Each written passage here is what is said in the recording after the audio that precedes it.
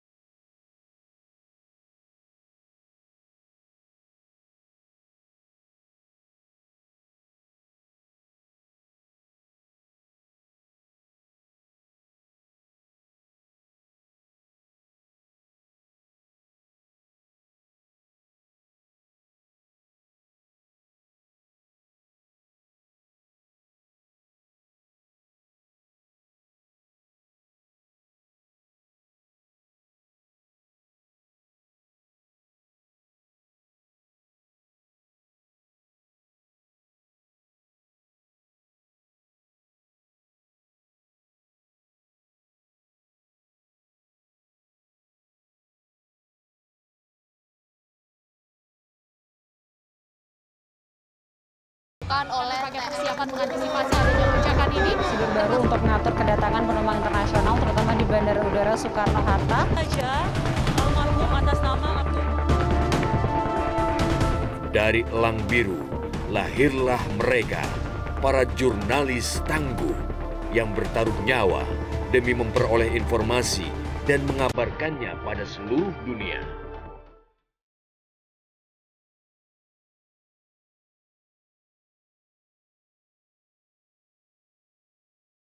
Inilah The Journalist, cerita para pewarta.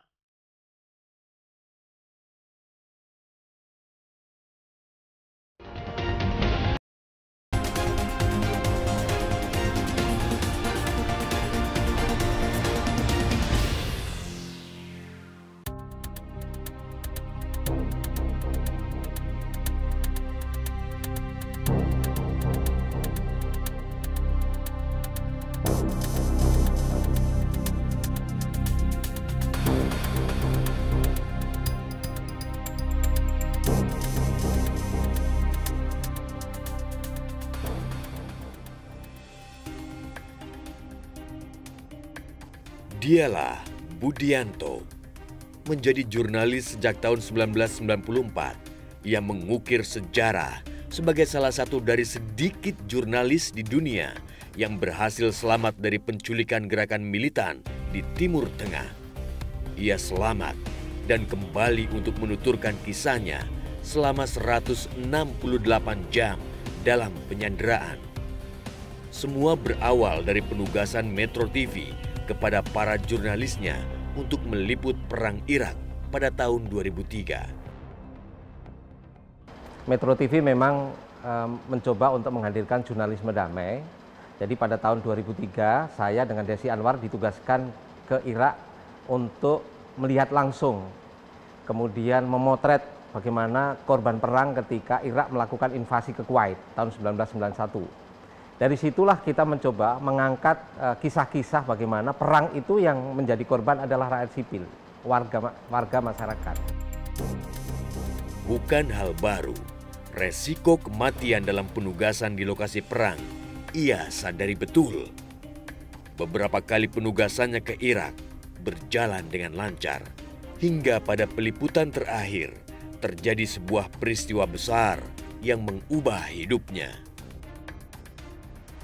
Periode berikutnya saya ditugaskan kembali ke Irak adalah untuk meliput pesta demokrasi pasca jatuhnya Saddam Hussein. Jadi di proses di perjalanan kami ditelepon oleh manajer gathering waktu itu Mas Dadi bahwa kami harus kembali lagi ke Irak. Padahal semua peliputan sudah selesai. Mau liputan apa? Ternyata mau liputan Asyura. Asyura itu adalah peristiwa di mana masyarakat Irak memperingati meninggalnya cucunya Rasulullah yaitu Husain. Kenapa kita harus hadir di situ adalah karena di tahun sebelumnya itu ada bom bunuh diri yang menjadi korban, ada 200 masyarakat yang sedang melakukan ritual itu jadi korban. Itulah kira-kira. Nah, dari proses menuju kota Baghdad, waktu itu karena kita diminta balik, disitulah kita disergap oleh militan, kemudian kita ditahan, kita dibawa ke satu tempat, kemudian kita disandra. Ketika kita disandra, jadi ditangkap, kemudian kita dibawa ke satu tempat, kita dibawa ke tengah-tengah padang pasir lah. Waktu itu seperti anggap aja kita seperti kayak gua lah, tapi gua itu ada di bawah permukaan tanah, dan kita disekap di situ. Di awal kalau kita ditanya apakah ada kekerasan di dalam proses penangkapan dan kemudian penyanderaan, kekerasan fisik ada. Saya berteriak dan kita merasakan kesakitan, dan kemudian karena kesakitan yang lain, saya istighfar. Dari istighfar itulah mereka tahu persis bahwa kita Muslim, orang Islam, maka disitulah berubah. Karena saya istighfar terus, maka dia justru bukan melakukan kekerasan, justru dia memijit-mijit kaki saya supaya tidak semutan, tidak kaki. Karena proses penangkapan itu ada proses kepanikan. Sementara seluruh dunia menyiarkan berita peristiwa penculikan 2 wartawan Indonesia oleh militan Irak. Selama penyekapan itulah kematian terasa di depan mata baginya. Dan sampai pada suatu hari, dunia menyaksikan gambar keduanya. Sebuah video yang sedikit melegakan bagi warga Indonesia melihat keduanya masih dalam keadaan sehat dan selamat dalam penyekapan. أنا الدكتور الحاج سوسيلو بامبانغ يوديونو رئيس جمهورية إندونيسيا. Sesi berikutnya adalah sesi kedatangan, di mana kedatangan pemimpin itu untuk melakukan pengambilan gambar. Waktu itu saya nggak tahu maksudnya. Apakah saya diambil gambar langsung dieksekusi? Kita nggak ngerti. Jadi asumsinya kita udah matilah ini. Udah matilah itu, kira-kira kayak gitu. Ya udah, kita nurut aja, namanya juga kita disandra, kita nggak ada kemampuan untuk melakukan perlawanan. Maka waktu kita diambil gambar, diambil foto, disyuting gitu, mereka melakukan deklarasi, melakukan tuntutan di dalam rekaman video itu. Nah, kemudian kita baru tahu, setelah itu dia bilang, materi video ini akan kami share, kami akan kirim ke ke internasional. Saya nggak ngerti waktu itu maksudnya, tapi saya bisa punya keyakinan bahwa ini mungkin diberikan ke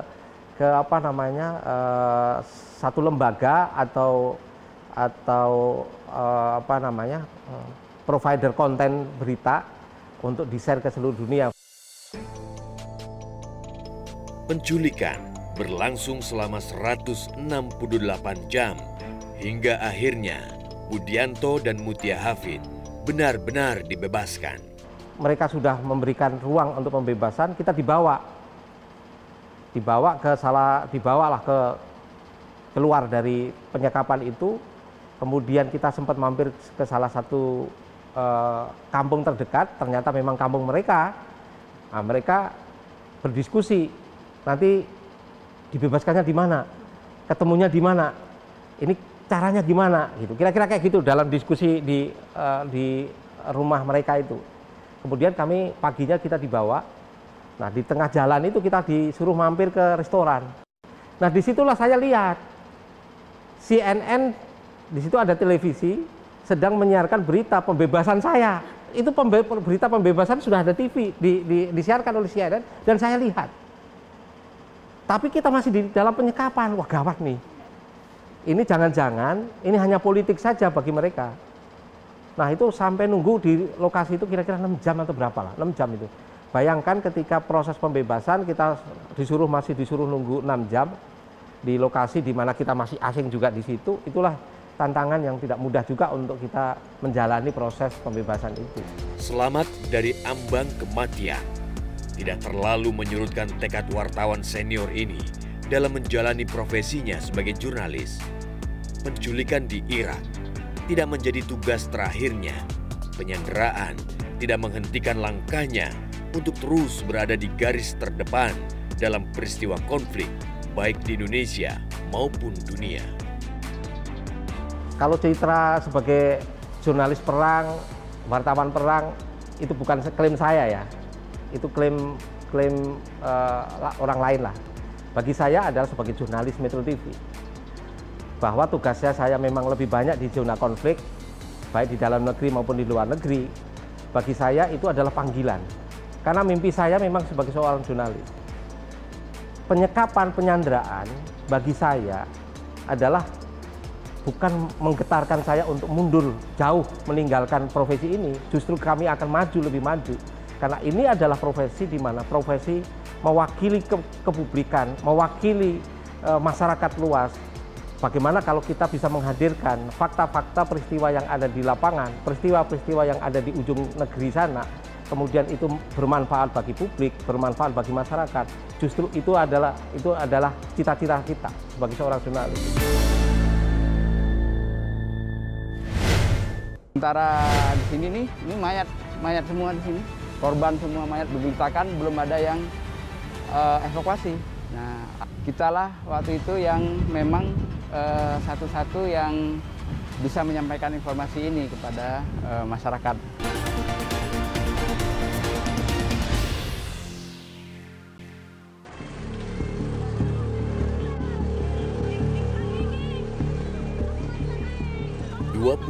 Desember akan terus dikenang sebagai hari yang memilukan bagi bangsa Indonesia.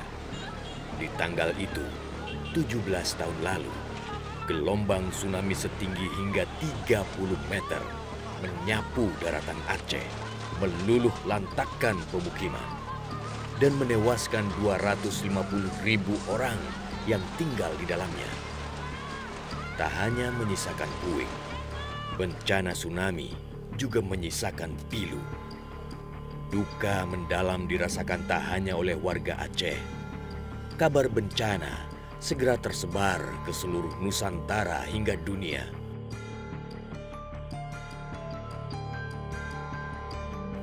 Di balik tersiarnya kabar bencana ke penjuru negeri, ada sosok para jurnalis tangguh yang harus berjuang keras, menggali informasi untuk membuka mata dunia akan peristiwa besar ini, sekaligus menahan rasa sedih yang dirasakan saat melihat begitu banyak korban berjatuhan. Salah satu jurnalis itu adalah Mun Fadli. Tak terbayangkan baginya, pada hari itu ia menerima penugasan untuk meliput bencana di kampung halamannya. Pakai truk nanti berhenti di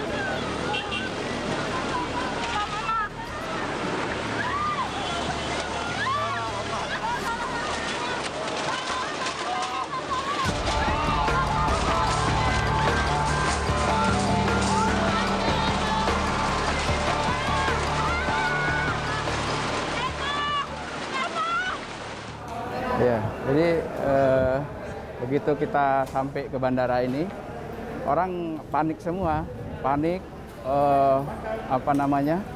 jadi ada tentara yang jemput kita itu, kondisinya juga mereka panik gitu. Kita langsung nyamperin kita, ya ngomong, Pak, alhamdulillah sudah sampai sini gitu, maksud dia gitu, karena kita pesawat pertama nyampe setelah kejadian itu. Dia ngomong kayak kiamat, Pak, kiamat, Pak, kayak kiamat, Pak, kayak gitu. Dia panik banget gitu yang jemput kita.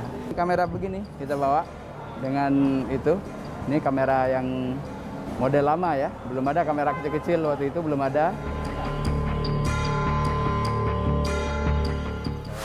Dari truk gitu, langsung dijajarin jenazah gitu. Ya ada sekitar hampir 500 ya, sekitar 500 gitu. Jadi gambar yang pertama kali diambil oleh Mustafa? Iya, itu gambar yang pertama kali saya ambil itu, gitu. Sempet saya shock gitu ngelihat banyak banget jenazahnya gitu. Karena gempa di bayangan kita itu ya paling meninggal ya puluhan lah gitu. Kondisi Aceh pasca bencana mengguncangkan hati siapapun yang melihatnya.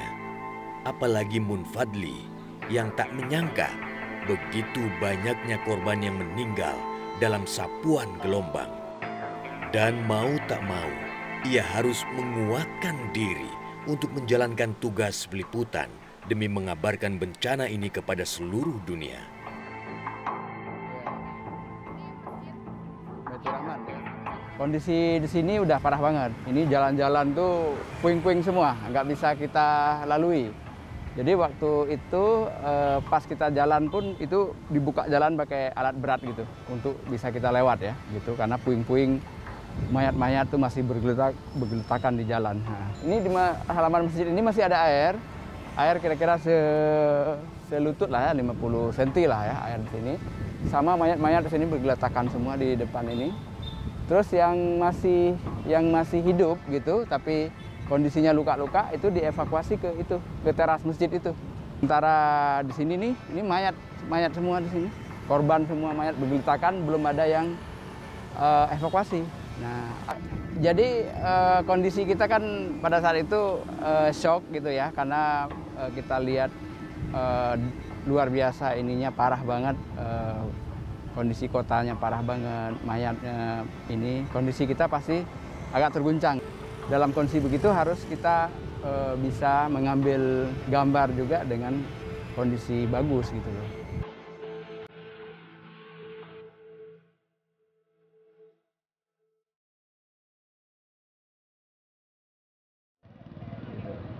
Nah, tapi ada titik ininya, ada titik maksimalnya juga.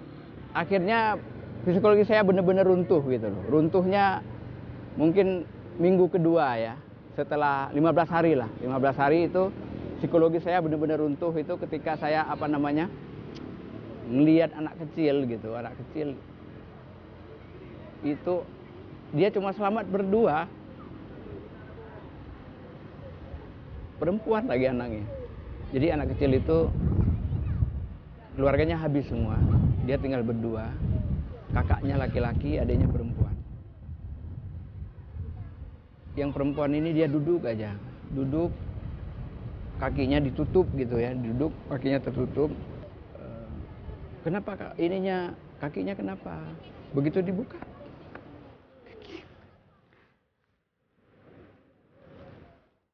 kakinya patah.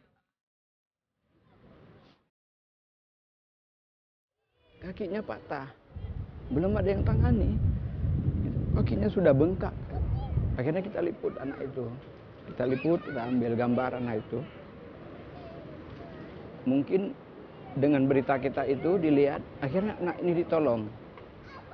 Anak ini ditolong. Di situ saya bilang, Des, saya nggak kuat lagi, Des.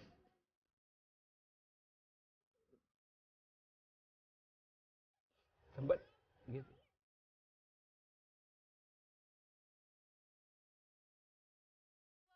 Menjadi jurnalis di saat bencana membutuhkan sebuah keberanian.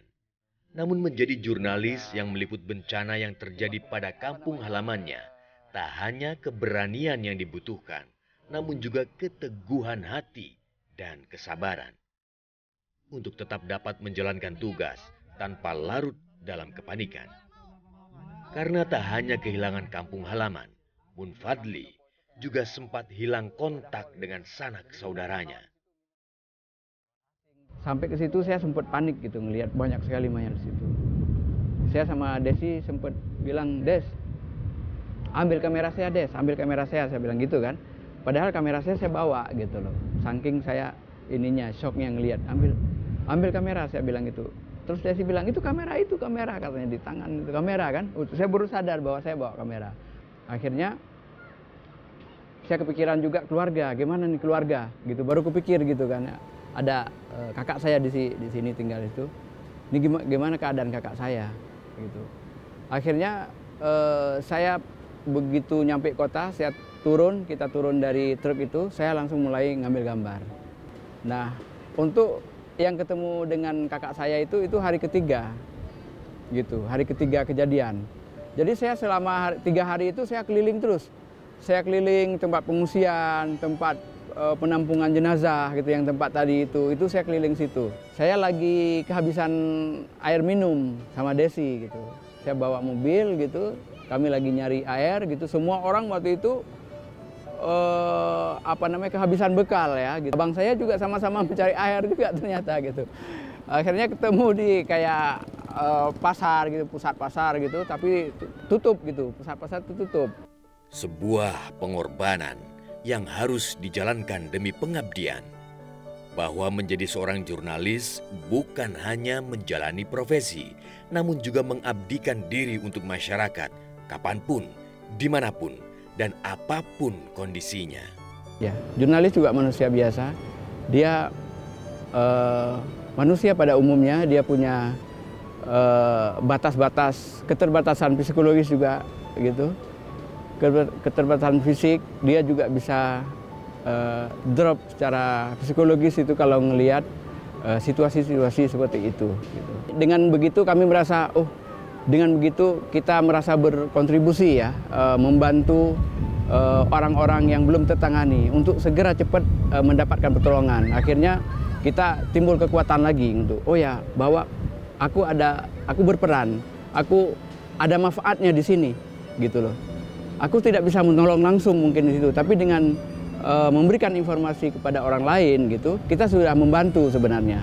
Akhirnya kita timbul kekuatan lagi bahwa kehadiran kita di sini ada manfaatnya gitu. Saya berpikir kalau hanya ambil gambar, orang tidak tahu bahwa saya Metro TV ada di situ. Akhirnya saya minta tolong sama salah satu yang bawa senjata, tolong pegangin handycam ini. Dia bilang, tolong arahkan ke saya, dia bilang gitu. Terus dia cuma dia bilang, iya pegangin handycam. Jadi saya minta tolong sama kelompok Abu Sayyaf itu untuk memegangkan handycam dan saya kemudian stand up.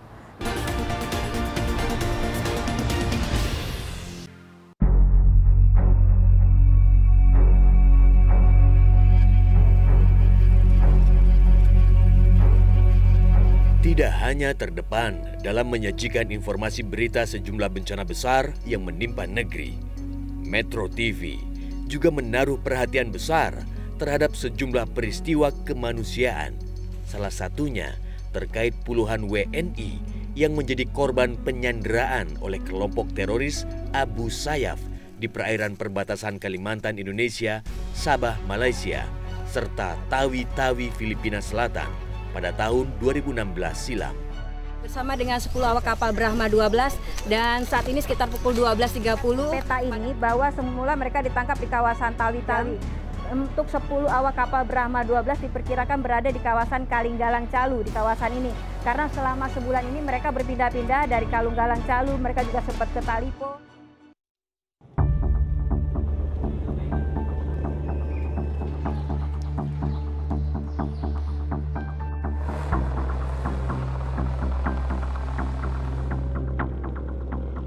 Bersama tim kemanusiaan Yayasan Sukma Bangsa, Metro TV turut andil dalam misi kemanusiaan pembebasan 10 orang WNI awak kapal Brahma 12.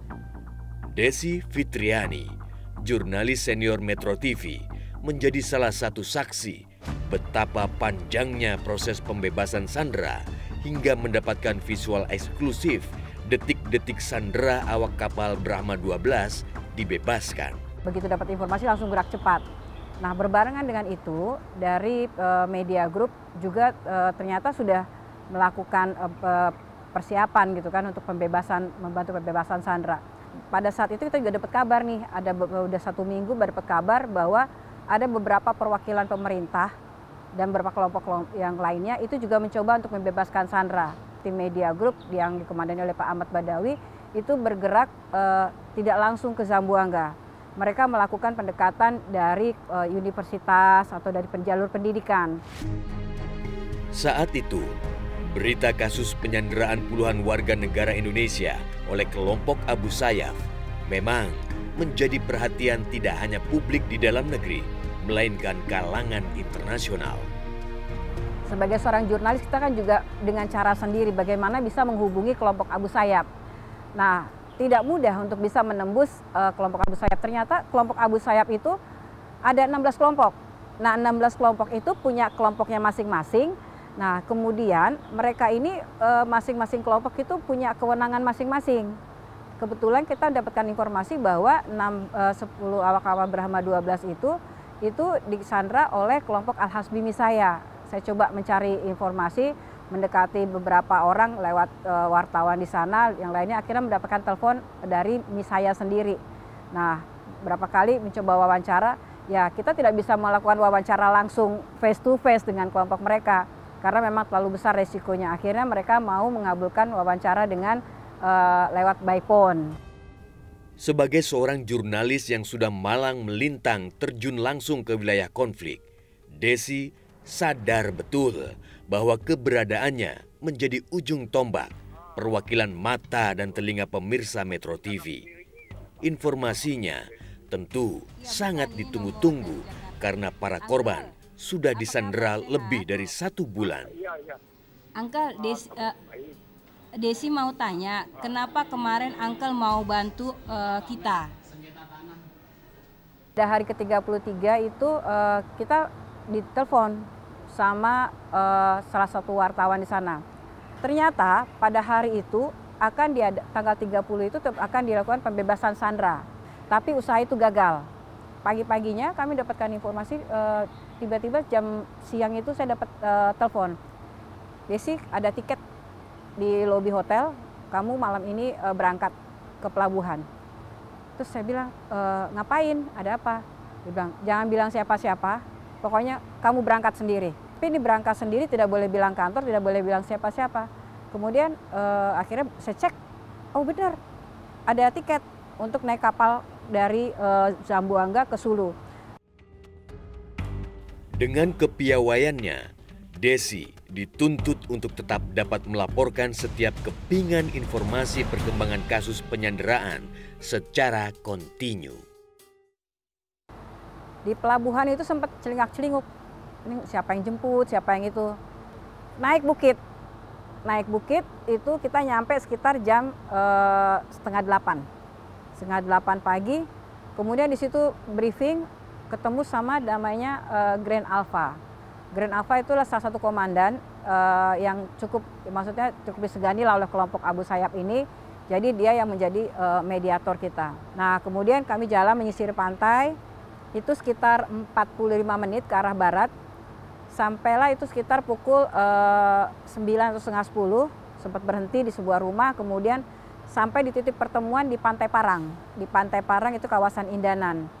Nah di Pantai Parang kawasan Indanan tersebut, itu nunggu 1 jam, 1,5 jam, 2 jam, sampai ini bilang, loh perjanjiannya itu, sandera itu akan serah terima itu pada pukul 7 atau pukul 8 pagi. Tapi sandera itu yang berangkat naik, kami dapat informasi itu dapat naik kapal, itu nggak nyampe-nyampe. Di situ udah ada 15 orang pasukan, anak-anak muda semua. Itu senjatanya dari senjata AK, terus ada minimi juga ada, terus dengan amunisinya yang besar-besar. Pokoknya mereka senjatanya senjata lengkap semua. Terus awalnya tuh gimana caranya saya ngambil gambar? Ngambil gambar di lokasi tersebut. Jadi begitu mau keluarin kamera, dia bilang, no, nggak ada kamera. Akhirnya saya coba mendekati mereka, saya bilang, oke, boleh nggak? Saya nggak bilang sebagai wartawan, bilang sebagai asisten dari Pak Badawi. Bahkan saat ia berhadapan dengan situasi berbahaya sekalipun, termasuk ketika ia bertemu langsung dengan kelompok penyandera Abu Sayyaf di kawasan Indanan. Oke, let's go. Pemirsa, saat ini saya bersama dengan 10 awak kapal Brahma 12 dan saat ini sekitar pukul 12.30 pada hari Minggu tanggal 1 Mei saya bersama dengan mereka sudah dibebaskan dari sandera setelah 35 hari. Bang, gimana rasanya Bang? Stres, tapi senang ya Bang ya? Oke. Terima kasih Bang. Kamu nggak boleh ngambil gambar, kamu hanya di sini. Kamu boleh ambil gambar 5 menit saja, dibilang itu. Dalam waktu 5 menit, apa yang bisa kita kerjakan? Mau bikin LOT, stand up, mengambil gambar segala macam kan. Sementara saya pegang handycam sendirian. Nah, tiba-tiba truknya udah nyampe. Mau diambil gambar? Jangan, nggak boleh ambil gambar dulu, nanti, kata-kata kelompok Abu Sayyaf ini. Terus akhirnya saya ambil kan, tetap ambil, truk itu datang. Jadi mereka ini 10 awak kapal Brahma 12 itu dengan truk. Saya berpikir, kalau hanya ambil gambar, orang tidak tahu bahwa saya Metro TV ada di situ. Akhirnya saya minta tolong sama salah satu yang bawa senjata, tolong pegangin handycam ini. Dia bisa bilang, tolong arahkan ke saya, dia bilang gitu. Terus dia cuma celuk, dia bilang, iya pegangin handycam. Jadi saya minta tolong sama kelompok Abu Sayyaf itu untuk memegangkan handycam dan saya kemudian stand up.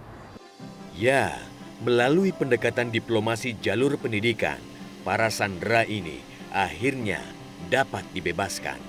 Setelah pembebasan sandera, akhirnya kemudian ada perjanjian juga 30 anak-anak Filipina akhirnya bisa bersekolah di Yayasan Sukma di PD. Nah, mereka tuh sampai 4 tahun bahkan nggak ada yang mau pulang. Bahkan mereka lebih hafal bahasa Indonesia, bahasa Acehnya, bahkan udah belajar nari, bahkan mereka ada yang nangis ketika harus pulang. Sampai disitulah itu akhirnya bahwa itu perjalanan pembebasan sandera itu bukan hanya sekedar membebaskan sandera, tetapi juga akan ada misi pendidikan di situ. Meski usianya kini tak lagi muda, namun semangatnya menekuni profesi sebagai seorang jurnalis masih terus membara. Pengalamannya meliput peristiwa konflik di sejumlah negara seperti konflik Yaman, Afghanistan, jalur Gaza, termasuk di Indonesia, diharapkan mampu memantik semangat seluruh jurnalis muda yang bernaung di bawah bendera Media Group saat ini. Bahwa setiap kita ada suatu peristiwa, itu kayaknya merasa tertantang. Merasa tertantang, harus pergi, harus liputan, karena ada orang Indonesianya di situ. Semakin besar tantangannya, semakin penasaran. Nah, kalau dibilang orang, wah perempuan nggak akan mampu, justru membuktikan bahwa perempuan malah banyak pertolongan-pertolongan yang kita tidak duga-duga karena kita sebagai perempuan. Itu informasi terkait dengan COVID-19 ini masih minim. 1 hari itu kita terjebak ombak. Ternyata saya reaktif dan PCR-nya positif. Terjadi bencana di tengah pandemi, kita harus menyiapkan mental.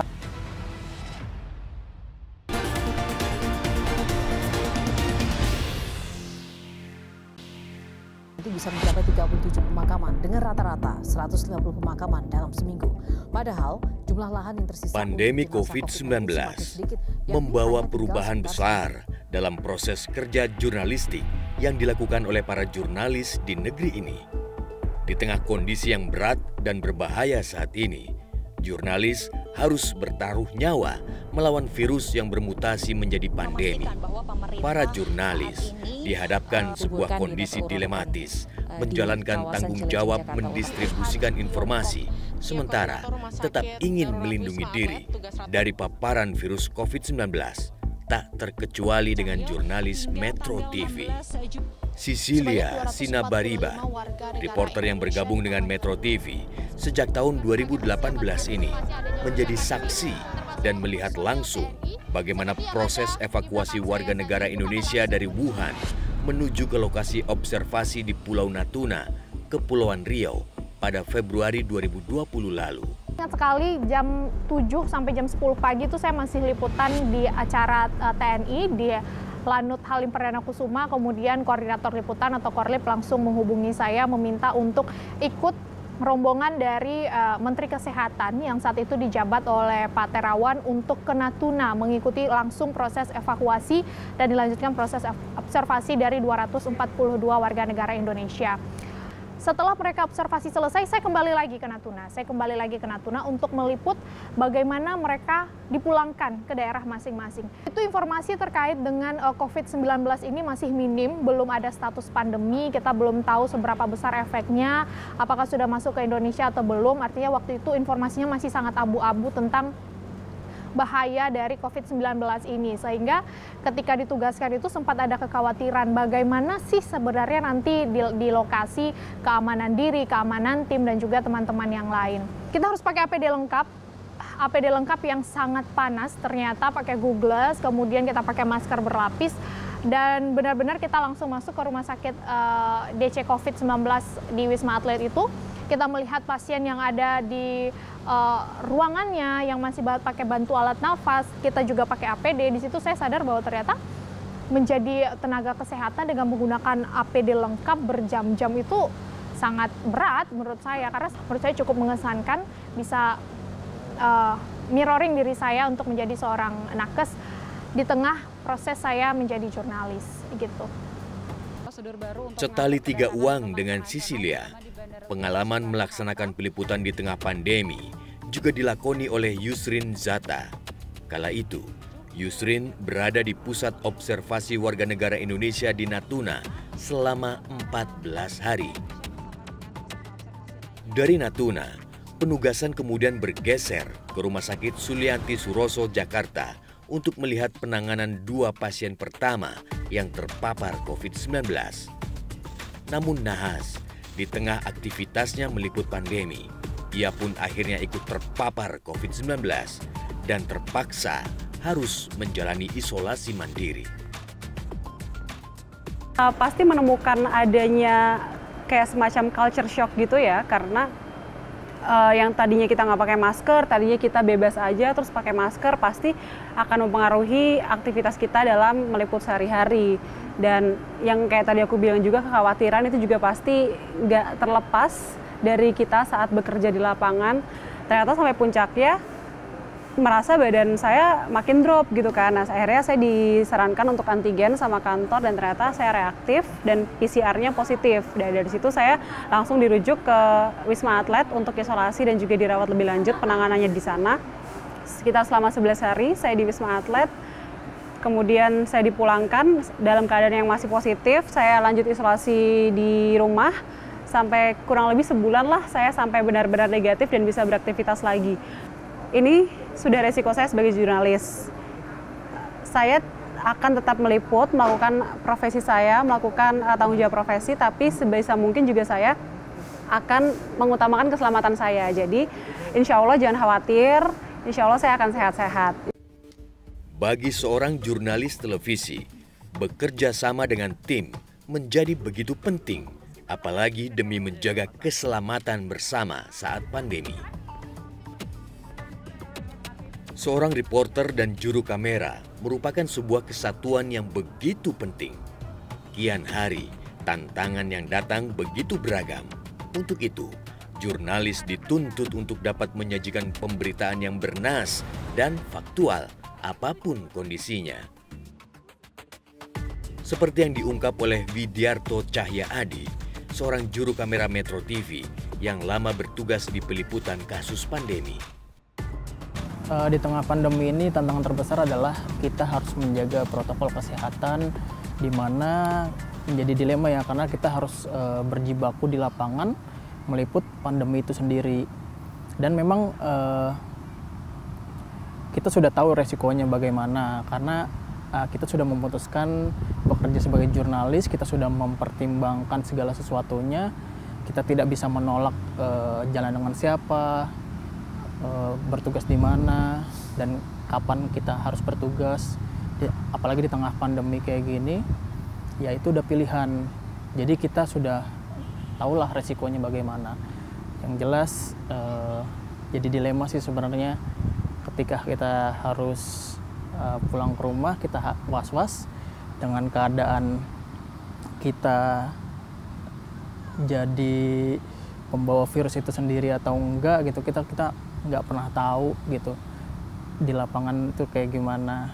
Yang paling menantang adalah ketika kita harus keluar kota, kita tidak tahu kondisinya bagaimana, apalagi kita ketika terjadi bencana di tengah pandemi, kita harus menyiapkan mental dan fisik, tentunya protokol kesehatan yang lebih, dan juga kita harus meyakinkan orang tua bahwa kita baik-baik aja di tengah pekerjaan kita sebagai jurnalis.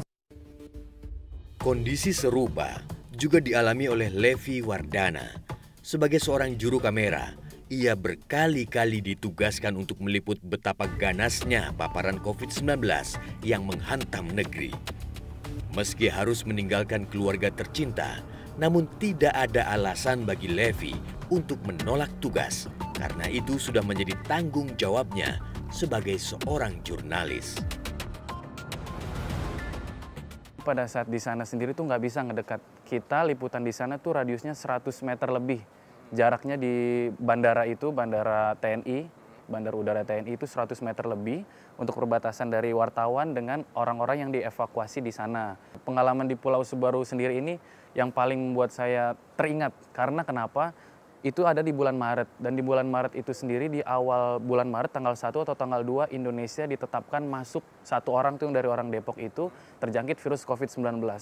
Ketika semua se-Indonesia panik, apalagi saya juga mengalami panik, ada di pulau jauh dari anak istri. Ketika saya lihat di situ bersama dengan rekan-rekan media yang lain bahwa Indonesia dinyatakan terinfeksi positif COVID-19, satu orang dari Depok itu, saya langsung hubungin istri dan orang tua saya.